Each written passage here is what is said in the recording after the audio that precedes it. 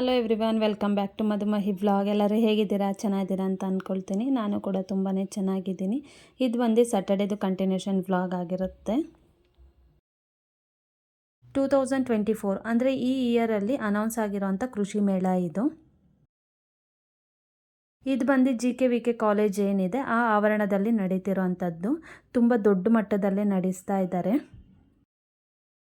ಈ video upload ಮಾಡೋದು ಸ್ವಲ್ಪ ಲೇಟ್ ಆಯಿತು, ಯಾಕಂದರೆ ನನಗೆ ಅದ್ರ ಬಗ್ಗೆ ಇನ್ನೂ ಸ್ವಲ್ಪ ಇನ್ಫಾರ್ಮೇಷನ್ಗಳು ಗೊತ್ತಾಗಬೇಕಿತ್ತು. ಅದರಿಂದಾಗಿ ಈ ಎಕ್ಸಿಬಿಷನ್ನು ತುಂಬಾ ದೊಡ್ಡ ಮಟ್ಟದಲ್ಲಿ 3ರಿಂದ 5 ದಿವಸಗಳ ಕಾಲ ನಡೆಯುತ್ತೆ. ಈ ಎಕ್ಸಿಬಿಷನ್ನು ಕಂಪ್ಲೀಟ್ ಅಗ್ರಿಕಲ್ಚರ್ ಬಗ್ಗೆನೇ ಇರುತ್ತೆ. ಈ ಎಕ್ಸಿಬಿಷನಲ್ಲಿ ನಾವು ನೋಡದಿರೋ ಅಂತಹ ಹಲವಾರು ರೀತಿಯ ಸಾಕು ಪ್ರಾಣಿಗಳನ್ನ ಎಕ್ಸಿಬಿಷನಲ್ಲಿ ಇಟ್ಟಿರ್ತಾರೆ. ನಾವು ಸಾಕೋದು ಕೂಡ ತಗೊಳ್ಬೋದು. ನಾವು ನಾರ್ಮಲ್ ಆಗಿ ಒಂದು 5 ಥರ ವೆರೈಟಿ ಕೋಳಿಗಳನ್ನ ನೋಡಿರ್ತೀವಿ. ಬಟ್ ಆದರೆ ಇಲ್ಲಿ ತುಂಬ ವೆರೈಟಿ ಕೋಳಿಗಳಾಗಿರ್ಬೋದು, ಮತ್ತು ಫಿಶ್ ಮೀನುಗಳು ಅಷ್ಟೇನೆ ಹಲವಾರು ರೀತಿಯ ಮೀನುಗಳು ಕೂಡ ಇತ್ತು. ಈ ಎಕ್ಸಿಬಿಷನ್ನು ಹೈನುಗಾರಿಕೆ ಮಾಡೋರಿಗಂತೂ ತುಂಬಾ ಉಪಯೋಗ ಆಗುತ್ತೆ.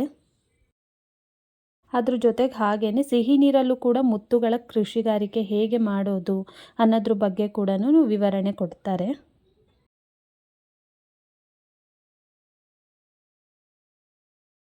ಈ ಹಸು, ಕರು, ಎಮ್ಮೆ, ಆಡು, ಮೇಕೆ ಎಲ್ಲ ಏನಿದೆ ಇದನ್ನು ಮಾರಾಟಕ್ಕಂತ ಎಲ್ಲ ಇಟ್ಟಿರೋದು. ಎಕ್ಸಿಬಿಷನ್ಗಂತಲೇ ಬೇರೆ ಊರುಗಳಿಂದ ಕರೆಸಿರೋ ಅಂಥದ್ದು. ನೋಡೋದಕ್ಕೇ ಒಂಥರ ಖುಷಿಯಾಗುತ್ತೆ ಇದನ್ನೆಲ್ಲ. ಇದ್ರ ಹೆಸರುಗಳು ಅಷ್ಟೇನೆ ತುಂಬಾ ವೆರೈಟಿ ಆಗಿದೆ. ಇದು ನೋಡಿ ಜಾಫರಾಬಾದಿ ಅಂತೆ. ಆ ಹೆಸರು ಎಷ್ಟು ಡಿಫ್ರೆಂಟ್ ಆಗಿದೆಯೋ ಅದು ಕೂಡ ನೋಡೋದಕ್ಕೆ ಅಷ್ಟೇ ಡಿಫ್ರೆಂಟ್ ಆಗಿದೆ. ಎಲ್ಲ ನಾರ್ಮಲ್ ನಮ್ಮ ಹಸುಗಳ ಥರ ಸಾಕುವಂಥದ್ದಲ್ಲ, ಸ್ವಲ್ಪ ವೆರೈಟಿ ಊಟಗಳೇ ಇರುತ್ತೆ ಇದಕ್ಕೆ.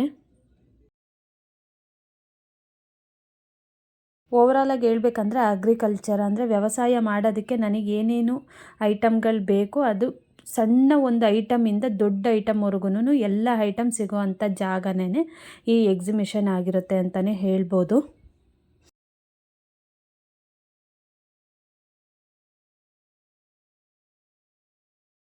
ಸಣ್ಣ ಒಂದು ಕುಡ್ಲಿಂದ ಶುರು ಆದರೆ 10 ಎಕರೆಗೆ ಔಷಧಿ ಹೊಡೆಯೋ ಡ್ರೋನ್ವರೆಗೂ ಎಲ್ಲ ಥರದ ಐಟಮ್ಗಳು ಕೂಡ ಇಲ್ಲಿ ಸಿಗುತ್ತೆ.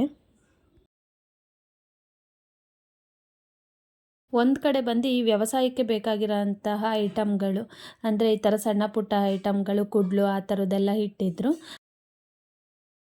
ಅದ್ರ ಜೊತೆಗೆ ಹಾಗೆ ಟ್ಯಾಕ್ಟರ್ಗಳು ಕೂಡ ಬಂದಿತ್ತು. ಅಂದರೆ ಈಗ ಅಡಿಕೆ ಮತ್ತು ತೆಂಗು ತೋಟಗಳಲ್ಲೆಲ್ಲನೂ ದೊಡ್ಡ ದೊಡ್ಡ ಟ್ಯಾಕ್ಟರ್ಗಳೋಗಿ ಕೆಲಸ ಮಾಡೋದಕ್ಕಾಗೋದಿಲ್ಲ. ಈಗ ಸಣ್ಣ ಟ್ಯಾಕ್ಟರ್ಗಳು ಬಂದಿದೆ, ಅದನ್ನು ಯೂಸ್ ಮಾಡಿ ಕೆಲಸನ ಆರಾಮಾಗಿ ಮಾಡ್ಕೊಳ್ಬೋದು. ಒಂದು ಕಡೆ ಫುಲ್ಲು ವ್ಯವಸಾಯಕ್ಕೆ ಬೇಕಾಗಿರೋ ವಸ್ತುಗಳನ್ನ ಇಟ್ಟಿದ್ರೆ, ಇನ್ನೊಂದು ಕಡೆ ಫುಲ್ಲು ವ್ಯವಸಾಯನ ಯಾವ ರೀತಿಯಲ್ಲಿ ಮಾಡ್ಬೋದು ಅನ್ನೋದ್ರ ಬಗ್ಗೆ ಒಂದು ಡೆಮೋ ಕೂಡ ಕೊಟ್ಟಿದ್ದರು.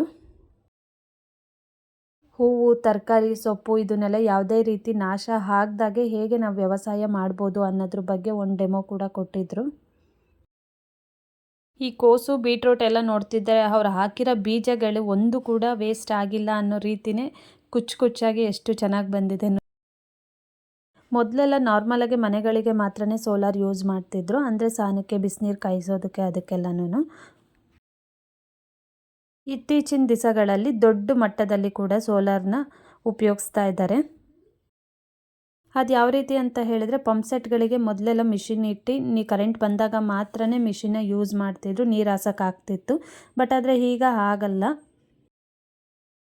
ಈ ಥರ ಒಂದು ಸೋಲಾರ್ ಕಲೆಕ್ಷನ್ ಇದ್ದರೆ ಸಾಕು, 24x7 ಯಾವಾಗ ಬೇಕಾದರೂ ನೀರನ್ನ ನಾವು ಹಾಸ್ಕೋಬೋದು ಜಮೀನಿಗೆಲ್ಲನೂ.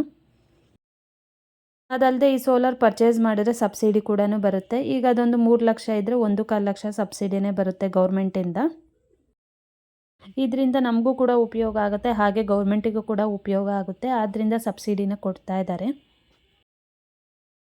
ನಾರ್ಮಲಾಗಿ ಪವರ್ ಇದ್ದಾಗ ಎಷ್ಟು ಫಾಸ್ಟಾಗಿ ನೀರು ಬರುತ್ತೋ ಅಷ್ಟೇ ಫಾಸ್ಟಾಗಿ ಈ ಸೋಲಾರಲ್ಲೂ ಕೂಡ ನೀರು ಬರುತ್ತೆ. ಇದರಿಂದ ಅಡ್ವಾಂಟೇಜ್ ಏನಪ್ಪ ಅಂತ ಅಂದರೆ, ಯಾವಾಗ ಬೇಕಾದ್ರೂ ನಾವು ನೀರನ್ನ ಹಾಸ್ಕೋಬೋದು, ಗದ್ದೆಗಾಗಿರ್ಬೋದು, ತೋಟಕ್ಕಾಗಿರ್ಬೋದು. ಈ ಕೃಷಿಗಾರಿಕೆ ಎಲ್ಲ ನೋಡಿದಾಗ ನಮ್ಗೆ ಏನನ್ಸುತ್ತೆ ಅಂದರೆ, ಬೆಸ್ಟ್ ಕ್ವಾಲಿಟಿ ಸೀಡ್ಸ್ಗಳನ್ನ ನಾವು ಯೂಸ್ ಮಾಡಿದ್ರೆ ಯಾವ ರೀತಿಯಲ್ಲಿ ಬೆಳೆನ ಮಾಡ್ಕೊಳ್ಬೋದು ನಾವು ಅನ್ನೋದು ನಮಗೆ ಗೊತ್ತಾಗುತ್ತೆ. ಲಾಸ್ಟಿಗೆ ಫಲ ನೋಡಿ ಇದೇ ರೀತಿಯೇ ಇರುತ್ತೆ. ಇಲ್ಲಿ ಹಾಕಿರೋದ್ರಲ್ಲಿ ಯಾವುದೇ ಒಂದು ಬೀಜ ಕೂಡ ವೇಸ್ಟ್ ಆಗಿಲ್ಲ, ಅಷ್ಟು ಚೆನ್ನಾಗಿ ಬಂದಿದೆ. ಈ ಹೂವೇ ಆಗಿರ್ಬೋದು, ಹಾಗೆ ತರಕಾರಿ ಸೊಪ್ಪು ಪ್ರತಿಯೊಂದು ಕೂಡ ತುಂಬಾ ಚೆನ್ನಾಗಿ ಬೆಳೆ ಮಾಡಿದ್ದಾರೆ.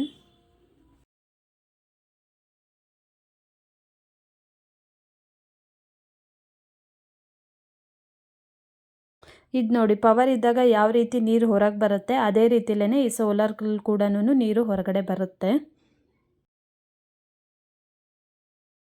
ಈ ಮಿಷಿನ್ ಬಂದು ಎಲ್ಲರಿಗೂ ಗೊತ್ತೇ ಇರುತ್ತೆ ಏನಂತ. ಗದ್ದೆ ಮತ್ತು ಹೊಲಗಳಿಗೆಲ್ಲ ಔಷಧಿ ಹೊಡೆಯೋ ಡ್ರೋನು. 5 ಎಕರೆ ಮೇಲಿರೋರಿಗೆಲ್ಲ ಔಷಧಿ ಹೊಡೆಯೋದಕ್ಕೆ ತುಂಬಾ ಕಷ್ಟ ಆಗುತ್ತೆ. ಅಂಥವರು ಈ ಥರ ಮಿಷಿನ್ಗಳನ್ನ ಯೂಸ್ ಮಾಡ್ತಾರೆ. ಇದು ರಿಮೋಟ್ ಕಂಟ್ರೋಲಲ್ಲೇ ವರ್ಕ್ ಆಗುತ್ತೆ. ಎಷ್ಟರ ಮಟ್ಟಿಗೆ ಇದು ರೈತರಿಗೆ ಉಪಯೋಗ ಆಗುತ್ತೆ ಅನ್ನೋದು ಗೊತ್ತಿಲ್ಲ, ಯಾಕಂದರೆ ಮ್ಯಾನ್ ಪವರಿಗೂ ಮಿಷಿನ್ ಪವರಿಗೂ ತುಂಬಾ ಡಿಫ್ರೆನ್ಸ್ ಇದೆ. ಅದರಿಂದಾಗಿ ಇವೆಲ್ಲ ಬಂದು ಸ್ವಲ್ಪ ವೆರೈಟಿ ಆಗಿರುವಂತಹ ಬೀಜಗಳು.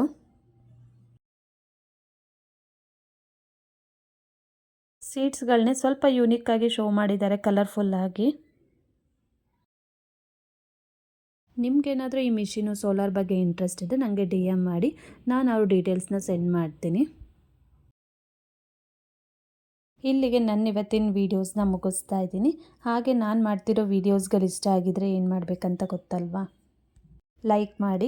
ಹಾಗೆ ಹೊಸ್ದಾಗಿ ಯಾರಾದರೂ ನನ್ನ ವೀಡಿಯೋಸ್ನ ನೋಡ್ತಾ ಇದ್ದರೆ ಪ್ಲೀಸ್ ಸಬ್ಸ್ಕ್ರೈಬ್ ಮಾಡಿಕೊಂಡು ವೀಡಿಯೋಸ್ನ ನೋಡಿ ಅಂತ ಹೇಳ್ತಾ, thank you for watching. See you the next vlog. Bye.